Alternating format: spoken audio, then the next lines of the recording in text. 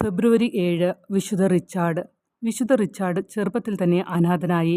പ്രായപൂർത്തിയായതിനു ശേഷം സഹോദരന് മാതാപിതാക്കളുടെ സ്വത്ത് അവകാശമായി ലഭിച്ചു. പക്ഷേ മരണനികുതി വളരെ വലുതായതിനാൽ അവരെ ദാരിദ്ര്യത്തിലേക്ക് തള്ളിവിട്ടു. റിച്ചാർഡിന് സഹോദരൻ്റെ കൃഷിയിടത്തിൽ ജോലി ചെയ്യേണ്ടി വന്നു.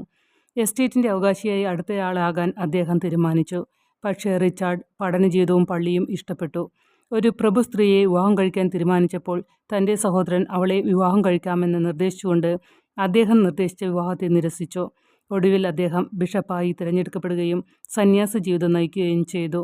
റിച്ചാർഡ് വിശുദ്ധരായ വിന്നെ ബാൾഡ്, വാൾബർഗ എന്നിവരുടെ പിതാവായിരുന്നു. ഇംഗ്ലണ്ടിലെ വെസ്കസിൽ നിന്ന് തൻ്റെ 2 ആൺമക്കളോടൊപ്പം റോമിലേക്ക് തീർത്ഥാടനം നടത്തുന്നതിനിടെയാണ് അദ്ദേഹം രോഗബാധിതനായി ഇറ്റലിയിലെ ലൂക്കായിൽ വെച്ച് മരിച്ചത്.